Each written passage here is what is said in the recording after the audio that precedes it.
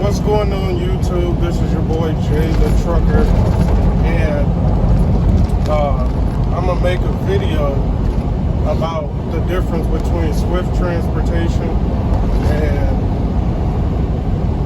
rail transportation.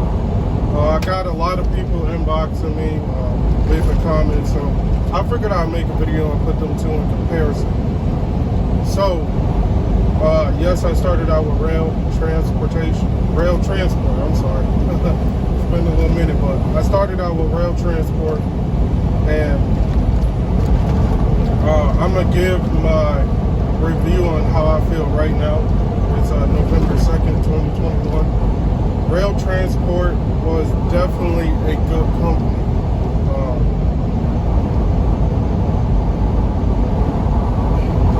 Driver comfortability is the number one of the top factors in choosing a trucking job that I would say. Rail transport made sure you was comfortable. Their app was on point. Like, it's on point with driver tech, ELD, electronic logging device thing that they have in the truck. I don't know if they still have that. I left back in April. I had a really good fleet manager. They took care of me. They kept me running. I only stayed there my first 6 months, and I was getting about 2,800 miles, 32, depending on what am I doing, live unload, double drop load, whatever it is. I was getting the miles. I wasn't complaining about the mileage at all. Like again, I said I was in the most dedicated account. I can't remember the exact number I was making. I think it was like 40 cents per mile or whatnot, but it was $20 every stop. It was just a lot that you could get. You get paid attention from the time you get there. If you're there 3 hours, you get paid the whole 3 hours. It's not only the first free hour. The first hour is free like Swift, and you get paid every hour after that. Or, I don't know, it's just different, but rail transport is a good company. If I could go back, I didn't have so much on my plate right now, I definitely would go back. I have been looking into it to see if they have better fleets, better paying fleets. I talked to one guy who was asking questions on one of the videos, and he was saying they don't pay for hotels, and I think they don't have a high mileage pay. It's not about the high mileage pay all the time. It's about how many miles you get in a week, how you are as a driver with your trip planning, being able to drive in the wintertime or whatever area you're in, how you plan it. Like, you constantly got to plan your trip plan changes. It used to change for me every time I did a safety check. So that do change. Company grade overall, 1 out of 10, 10 being the highest. I would definitely give Rail an 8 for a starter because I was very comfortable there. I had no issues working for them. My fleet manager took care of me. Bunk rooms. It's a big one. Some of the Swift terminal I ran into, and that for you all that's watching, was getting into trucking. I don't know what bunk rooms are. They're rooms that you can sleep in whenever your truck is at maintenance or you're just at a terminal. They're like mini hotels. But they're definitely not that nice, but it is a nice luxury to have. They also had company cars where you could take for, I think, an hour and a half. I can't exactly remember the time, but you could just do whatever you wanted to do. You don't have to be in the semi-truck at terminals. One time I left my wallet. I was getting a new phone out of the Gary terminal. I went to Verizon, left my wallet, and it was already 45 minutes away. Got halfway back. They allowed me to go back and get it without having to come back, sign in. I just called and checked in. So they definitely work with you. I was able to go pick up my groceries. It's like, hey, as long as there's not, a line of people looking for cars, you can stay out as long as you want. If there is, they can drive with your car. So they took care of me. The maintenance department was not the best in Gary, but that was my home terminal. It definitely is where a lot of people stop. So you got to be aware of that. But it just and like some of the terminals I ran across working with rail transport,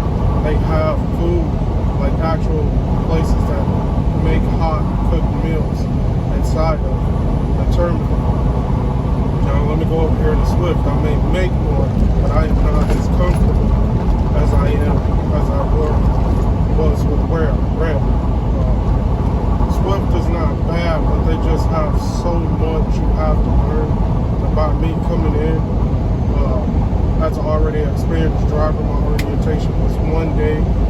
Out of the 3 people that did actually show up, 2 was rehire, so he was eager to get out, but he definitely did teach me, as much as he can in that short period of time. We went through a lot of stuff very quickly. Then with me getting on the dedicated fleet, it's like, okay, you got to learn the company policy, you got to learn about the company. Now, on the other hand, you have to learn about the fleet that you're going to be running. You got to learn the nicks and knacks, how to, maneuver around things, make it more for you, which I am still in that learning process. So let me go ahead and 2 of the terminals that I have been at for Swift Transportation is the New Boston Terminal, which is under construction, so there's really nothing in there for drivers, and the Manteno, Illinois Terminal, which is just a small terminal, nice quiet parking. They got the regular vending machines, but the showers was definitely a no-go for me. I ended up getting an Uber because they do not have company cars or bunk rooms at that terminal to go take a shower. I ended up getting a hotel that weekend. And there's no hot food stations. When you're on the road, you're tired, you don't want to be spending money at Lowe's, but I will spend whatever it costs me to spend if I want to get a hot meal, but you don't have that luxury when you're in your truck unless you're cooking. I have not completely moved everything over here because I do not know if I'm going to stay with Swift Transportation. But let me get into the pay-wise. When I was working for Roehl Transport, I was making a little bit under $1,000 a week, between $8,000 and $1,000 a week. It was not bad. Another guy that I started with, he was OTR, so he wasn't getting on the stop band. He was making, just about average, probably a little bit, $100 less than me, but he was definitely running more miles than what I was running. So that's why I say you got to figure out, and this is with any company, whatever fleet that you're on, you got to pick and choose. You make a sacrifice to gain this, vice versa.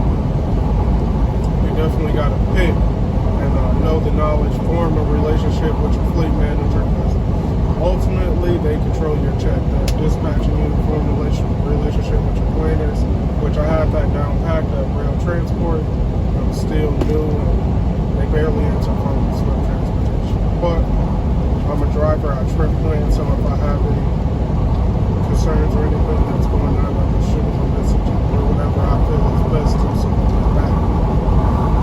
With Swift Transportation, my pay is drastically different. Okay, so you run at night, but your stage, for those of you who don't know what staging is, it's basically you park at the Salina, Ohio Distribution Center. If someone is not able to take their load, you will fill in for them. If not, you will stay parked and get $200 park pay. Then they usually give you a short run, which is an extra $75 for short mileage pay, plus the miles of that short run, probably 3 or 4 hours. So that's why I say my pay is drastically. Sometimes my check is $1,500, $1,700. Sometimes it could be $1,200, $1,300, and my lowest check was $100, and I had only worked 3 or 4 days. I can't really remember, but I had some things going on that definitely working with me. I will say, second motion into what I said about forming a relationship with your fleet manager. Shout out to my guy. I'm not going to say his name, but he's definitely my guy. I had some personal issues going on where I had to miss work.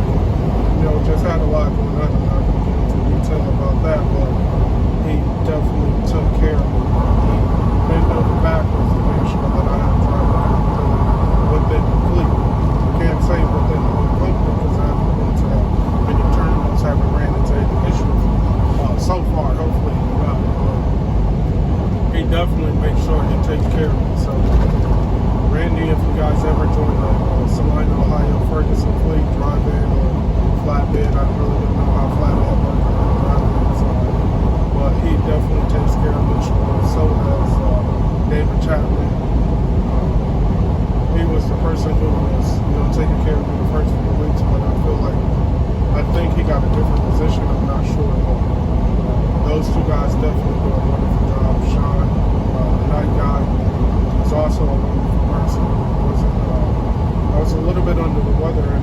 could not make my load. I knew I wasn't going to be able to take it, or I would have been late when I tried not to be late.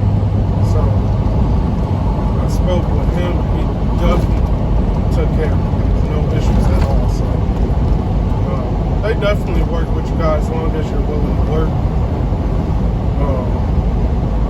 They'll work with you. You're a good driver. They treat you well. But altogether, so 1 out of 10 for Swift Transportation, I would say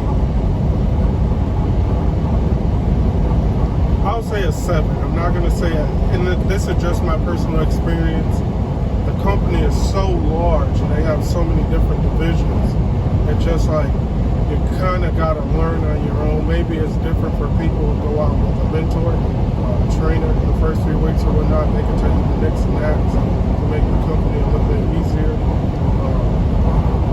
But I was one of the guys that didn't. I still haven't got a badge, which I'm not going to complain about because I don't want to tournaments. And when they used to set me up to go get fuel there, I have a license. My license number, I have a letter.